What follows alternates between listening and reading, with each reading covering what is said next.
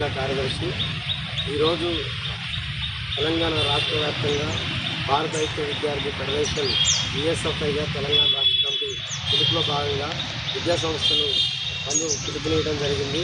ఈ బంద్కు సంబంధించి ఢిల్లీలో అతి ఘోరంగా విద్యార్థులపై యువకులపై విద్యార్థులను ఖండిస్తూ ఈరోజు ఈ యొక్క కార్యక్రమం అనేది నిర్వహించుకోవడం జరిగింది.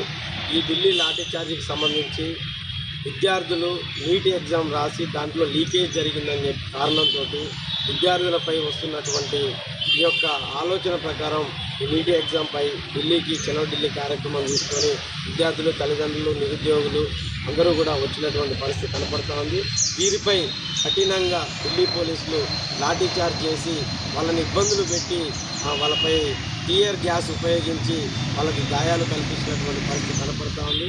ఈ యొక్క BJP party, cockroach Janata party ఆధ్వర్యంలో ఈ కార్యక్రమం జరుగుతూ ఉంది. నిరాహార దీక్షలు జరుగుతూ ఉన్నాయి. అయినా కానీ ఇంతవరకు కూడా కేంద్ర ప్రభుత్వం స్పందించినటువంటి పరిస్థితి కనపడట్లేదు.